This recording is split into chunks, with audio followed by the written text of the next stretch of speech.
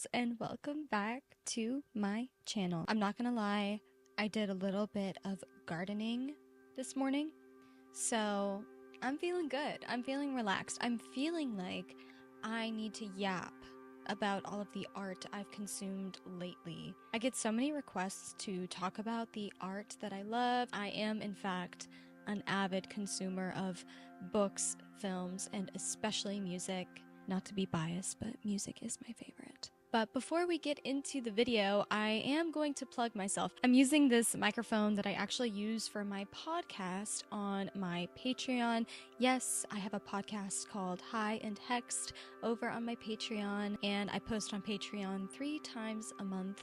Sometimes the podcast, and then other times just random things like exclusive vlogs and behind the scenes of different projects, tarot card readings, spell tutorials, really anything my heart desires. So if you are interested in my Patreon, it is $5 a month, and it also helps support your girl, your favorite YouTuber, right? Okay, that'll be linked down below for you to explore. Also, I am wearing my collaboration with Hundley. Yes, I collaborated with Hundley and created this poetry, you can't see it, poetry t-shirt with my poem If I Didn't Care for Beauty printed on the front with some heartfelt kisses from me to you. Yes, these are my real kiss marks. This is a limited edition shirt, so if you are interested in getting one yourself, I will also have that linked down below so that you can shop.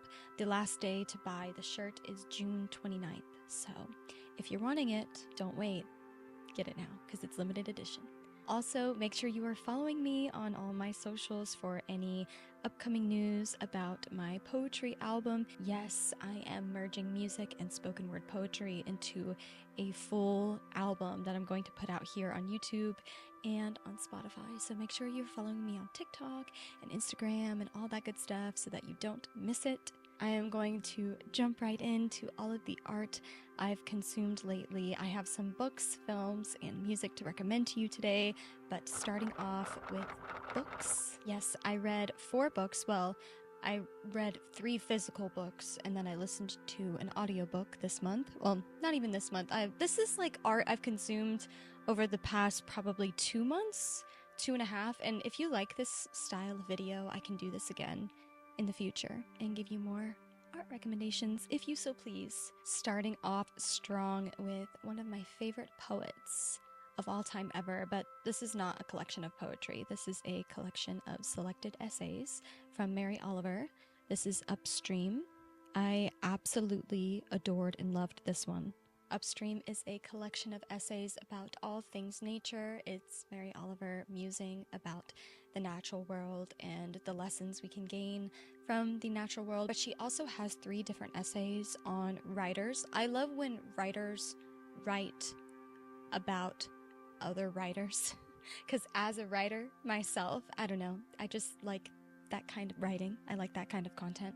She wrote an essay on Walt Whitman, who is one of my favorite poets personally. Also, there's one on Edgar Allan Poe and Emerson. If you're a writer and you haven't read Mary Oliver for some reason, you definitely should. There's an essay towards the end of this collection of essays about a spider. Like, who was I to know that Mary Oliver would write an essay about a spider living in her house and it would bring me to tears? That was like not what I was expecting when I picked this up. But then again, I am a crier. I cry when I consume art. I cry when I read. I cry when I watch movies. I especially cry when I'm listening to music. I can't help it. Unbelievably poetic and gorgeous. Also, this just has so many great quotes. Here, I'm gonna read you one. This collection of essays definitely made me think. I loved it. I loved it. This was one of my favorite quotes in this book. You must never stop being whimsical, and you must not ever give anyone else the responsibility for your life. Mary Oliver just has such a way with words. She just gets me. Rest in peace, Queen. Okay, the next one, let's get into it, okay? I can't believe it's taken me so long to read this. This is Franz Kafka's Metamorphosis. This is a classic. I am not that well versed in classics, I won't lie to you. I read specific ones in high school. Surprisingly, did not read this one in high school, but I feel like we should have. Like, it's only 50 pages. It's super short and it's super easy reading, considering it's a classic. So if you are intimidated by classics, pick this up because it's short and it's easy, but it's also fantastic. I loved this. I picked this up for a specific reason, and it was kind of research for my poetry album. If you know, you know, like, it's all in the title, okay? And you'll know. If you don't know, you'll know soon enough. But this is about a man who wakes up one day to find that he has transformed into a giant beetle. And once again, I cried. There's this specific scene, spoilers, but also this has been out for like so freaking long. Obviously, it's a classic. There's the scene at the end, the music scene. Oh my gosh, I bawled. This novel is for all the girlies who have ever felt like a burden at all, ever in your life. Pick this up. It'll destroy you.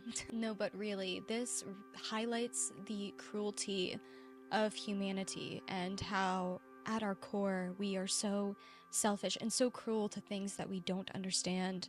It really makes you look in the mirror, but it also makes you reflect on your relationships in your own life, your friends, your family, what would happen. This is literally the definition of would you still love me if I was a worm? You know that meme? Also, this novel is so memed across the internet.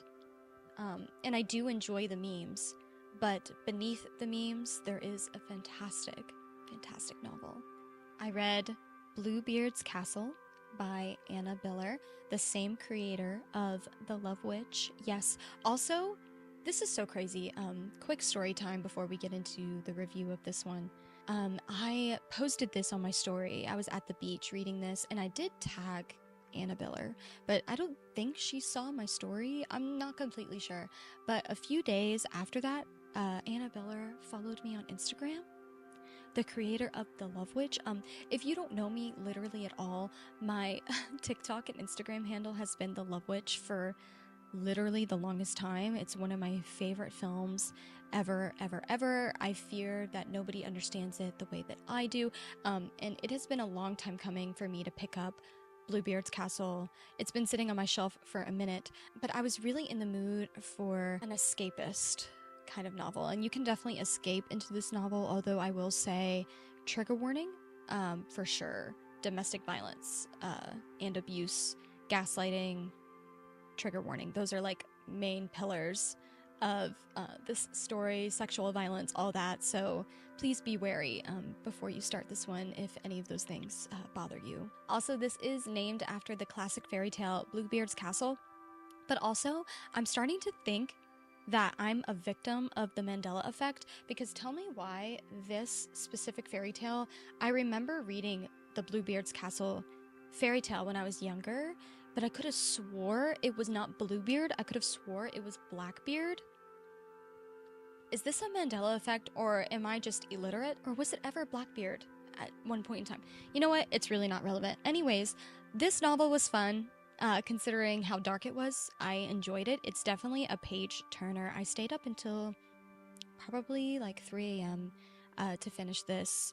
And Anna Biller's artistic vision is very feminist, but in quite a different way. Her approach to storytelling, I think, on the surface, could be misinterpreted, and I think her intention is for it to be feminist, but I think certain people like consume her art and don't get it. Like, they don't get that it is feminist. They think it's like the opposite of feminist, but you really are inside the mind of a protagonist that grew up in an abusive household, and she was the perfect victim for a terrible, toxic, abusive man. And it kind of sets up how women, or anybody raised in a household like that, can so easily fall into the trap of love bombing and gaslighting and abuse. And it was relatable to me in some ways because of that, but I know that not everyone's gonna like this. I don't think this is everyone's cup of tea, but it was particularly my cup of tea. Also, stylistically,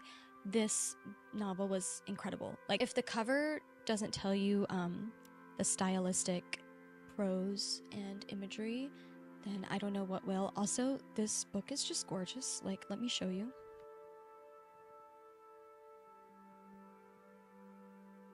I definitely think if you liked The Love Witch, then you will like this novel. You should definitely pick it up. It's a fun read. It's not like the greatest thing I've ever read, but I had fun. Okay, and the last book that I read, well, listened to, is Brutes by Diz Tate. I listened to this via audiobook, and this book gave me the same feeling that the film The Florida Project gave me. It's The Florida Project if Sofia Coppola wrote it. That's like what this novel is. And I went into it really excited. My friend recommended it to me, and it had me in the first half and it lost me in the second.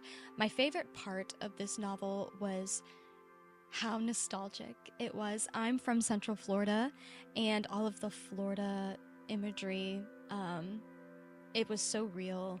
I don't know if Diz Tate is from Florida or something, but she captured the Florida essence growing up in Florida as a girl, the brutality of girlhood, the surrealism of girlhood. If you're into girlhood type novels in the darkest sense possible, then you'll really like this one if you haven't read it yet. But yeah, the nostalgia it gave me also made me very emotional, but I do wish I read the physical copy of the book just because the structure of it was kind of hard to follow via audiobook, so I don't know if I recommend consuming it that way. But overall, I did enjoy it. I wasn't a big fan of the ending. It definitely lost me at the end. I was kind of confused. That's what I mean. I don't think this is like the type of novel that should be consumed via audiobook. I might reread it like physically so I can get a better grasp of the ending. But the ending really threw me off. Didn't love it, but I loved all the Florida imagery and commentary on brutal girlhood. So I recommend it for that reason. Okay, moving on to films. What films? And there is a telenovela in here as well. You guys are gonna think I'm crazy, and I want all the fans of this telenovela to please make some noise in the comments. But I binge watched all 32 hour-long episodes on some random website. It was not on Netflix, it's not on Hulu. I think I watched it on like Daily Motion or something because it is a Brazilian telenovela and it's called Hilda Furacão. In Portuguese, that's what it is, but in English, it's Hilda Hurricane. Oh my God, you guys, oh my God. Hyperfixation unlocked. Like, watching this telenovela was such an amazing experience. I was so immersed in this story. I cared so much about the characters. If you don't know what Hilda Furacão is about, also, like, it's kind of blown up on TikTok. That's how I found it.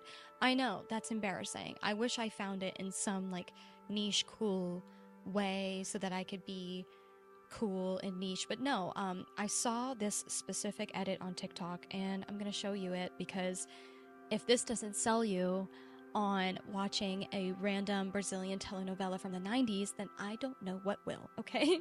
Okay, watch this edit. I'm gonna put it on the screen so you can watch it.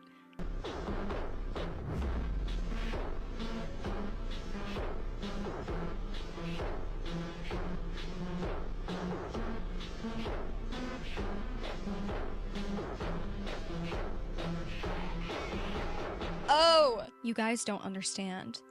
You guys don't get it. If you give me a piece of media with this concoction, slay, absolutely stunning, fabulous, feisty woman, independent and awesome and stylish and gorgeous and Lana Del Rey coded, a bit of religious trauma, and some kind of political landscape, I'm sold. Like, I am so sold on that. Give me more, actually. Can we reboot Hilda Furacão? Oh my gosh, I haven't even told y'all what it's about. So, okay, it's about this high society girl named Hilda who decides on her wedding day to run away to the red light district, and she becomes a sex worker. And along her journey, she falls in love with a saint, and the saint falls in love with her. He's a priest in training, and it is literally saint versus sinner, enemies to lovers, Love at First Exorcism. If that doesn't sell you, I don't know what will. Also, it is set to the 1950s Brazilian political landscape of the communist revolution, which I also found super fascinating, how the political landscape was a direct mirror of Saint and Hilda's relationship with each other and all of the tension politically and romantically. Also, there's some spicy scenes. It's so good. It's so good. I highly recommend. The cinematography is also beautifully stunning, amazing, gorgeous. The exorcism scene is burned in my mind. That's how our two protagonists meet. Santo. That's so much fun to say. Santo. Okay, next film I watched is animated. It is The Last Unicorn. And what prompted me to watch this gorgeously stunning, amazing, probably one of the most stunning animated films I've ever seen. I love old style of animation. I love old Disney movies. I just love that older style. It's so vintage and gorgeous and ethereal. I just thoroughly loved the cinematography. That's what initially sold me on it, but also I'm a big proponent of video essays. I love watching video essays about different forms of media, and one of my favorite channels here on YouTube is Final Girl Studios. They have so many amazing video essays, but they posted one about The Last Unicorn. I think it's called A Love Letter to Humanity, something like that, where they break down all of the symbolism and the feminist interpretation of The Last Unicorn and how the unicorn is a symbol of girlhood. And it's just so beautiful and stunning. If you want a heartwarming but really deep animated film, I recommend The Last Unicorn. If for all my ethereal girlies, magical girlies, you will love it. You will eat it up, I promise. Okay, next I rewatched Mulholland Drive. Yeah, this is a rewatch for me. David Lynch gives me a headache. I love his imagery, I love his cinematography, I love his artistic vision, but actually sitting down to watch one of his bodies of work, it's not like casual watching. It's definitely like it leaves me with this like impending sense of doom, which I think is like the point. But I rewatched it specifically as like research for my poetry album. And by research, I mean just to see the cinematography and visuals as inspiration. It's a great film, but it's definitely not like one that I put on casually or like to rewatch very often. It's very dark and it's really confusing if you've never seen it before. If you want to watch Mulholland Drive, you should. If you're into like stories about Hollywood and the darkness of Hollywood, and if you like Los Angeles imagery, living in Los Angeles, it's always cool to watch films like that. I recommend it for that reason. Okay, next, this was a recommendation from one of you guys. I watched Shiva Baby. I hope I'm saying that right. Yeah, Shiva Baby. I didn't know anything about this film before I watched it. I just knew that Rachel Sennett, I hope that I'm saying her name right. I'm sorry if I'm not. I just know she's really funny, and she is funny in this film, but this film is a horror movie. Like, nobody told me this film is the actual definition of a bisexual panic attack. This is perfect to watch in your 20s, like in your early 20s. It's got a message there for sure, but it's really anxiety inducing. It's like the uncut gems for bisexuals. So I don't know if that sells you on it, but I enjoyed it. I don't think I'd rewatch it, but I enjoyed it. Okay, and the last film that I watched recently was Drop Dead Gorgeous. I have been trying to watch this film for so long, and I could never find it on anything. Like, it was never on Netflix. I couldn't even rent it on Amazon Prime, and it has been on my watch list for so long, but I finally found it on this app. What's the app called? Reverie? I don't know. It's a streaming service, and it's been on my watch list for so long because it has two of my favorite queens in it, Kirsten Dunst and Brittany Murphy. Rip. Love you, queen.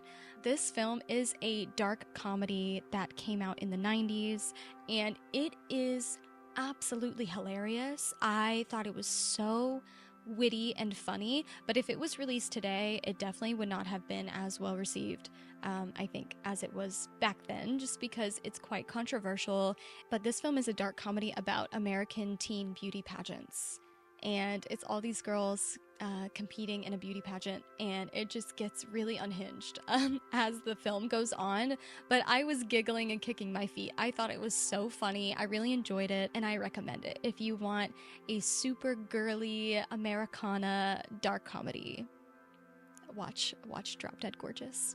Okay, now finally my favorite art medium ever. We are going to get into music. The music I have been listening to on repeat to an insane degree. I am personally an album listener. I'm not really a playlist girly, so I'm going to just recommend full albums to you. First recommendation I have is Under the Pink by Tori Amos. Tori Amos is an underrated gem. If you like other 90s alt singers, female alt singers like Fiona Apple, if you like Kate Bush, you will love Tori Amos. And also, I will say with this album, you have to really love piano ballads.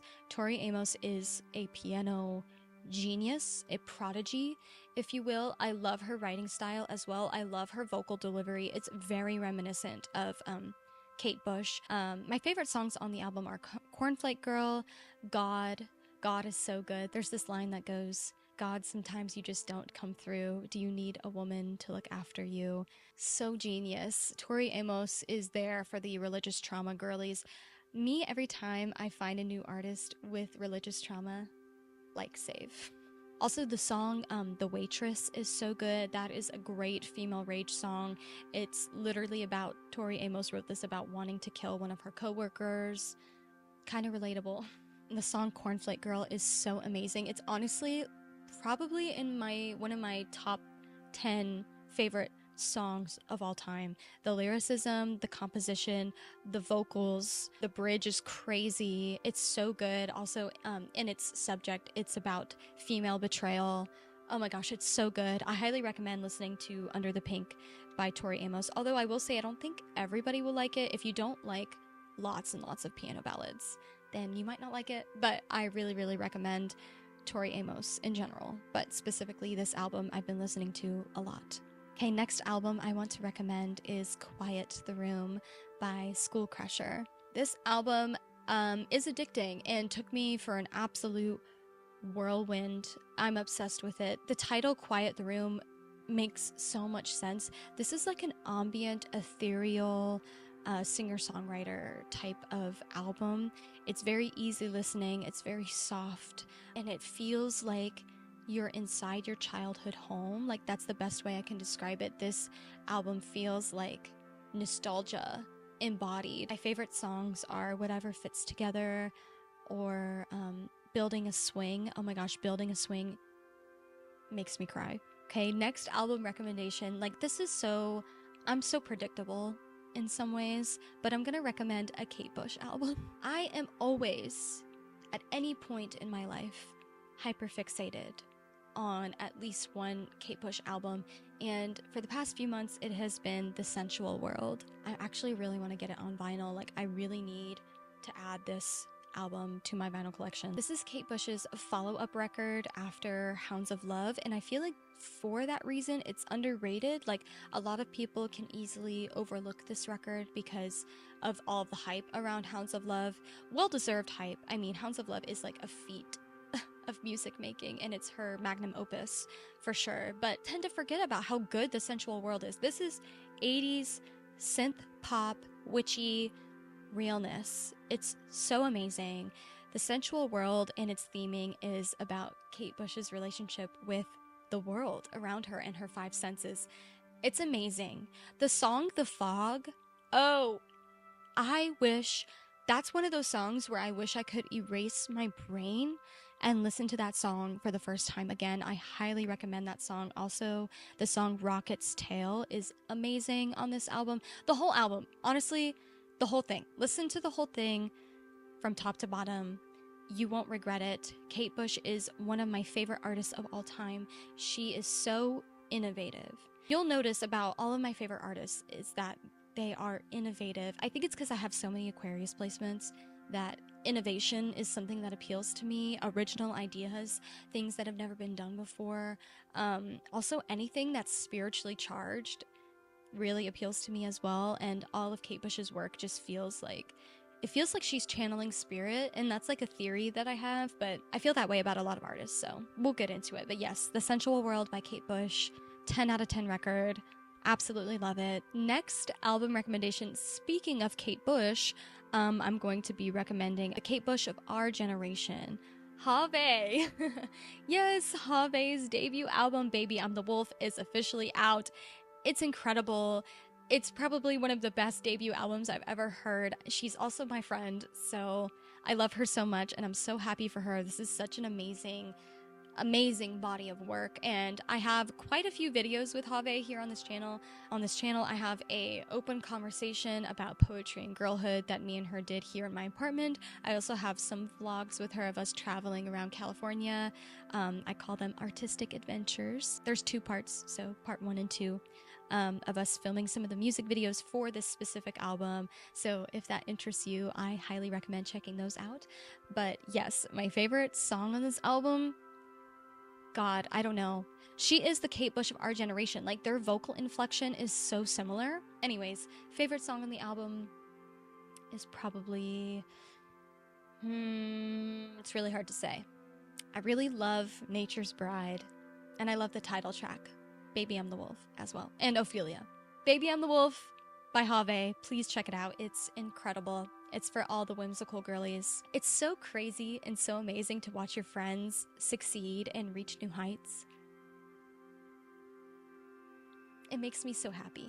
All right, next recommendation is actually not an album. It's a single. One of my favorite up-and-coming artists who I think is going to be really huge one day, actually, is Kiki Rockwell. And she released a single recently called Serena. And this is the embodiment of a siren luring you into the ocean. I love Kiki Rockwell's music because it's so haunting in the best way. It's enchanting. I want to listen to it on repeat. She has such a great way of luring you into the story she's telling you. She's a great storyteller as well, and she has a lot of feminist themes in her music. Have you noticed a trend in the type of things that I like? Because I have.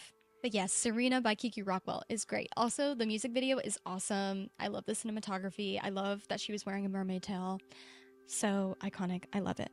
Okay, last recommendation, last art recommendation in this video. My favorite album right now. I actually can't stop listening to it. It's actually a problem. I don't know what Aurora puts in her music to make it so addicting, but I'm currently addicted to her newest album, What Happened to the Heart.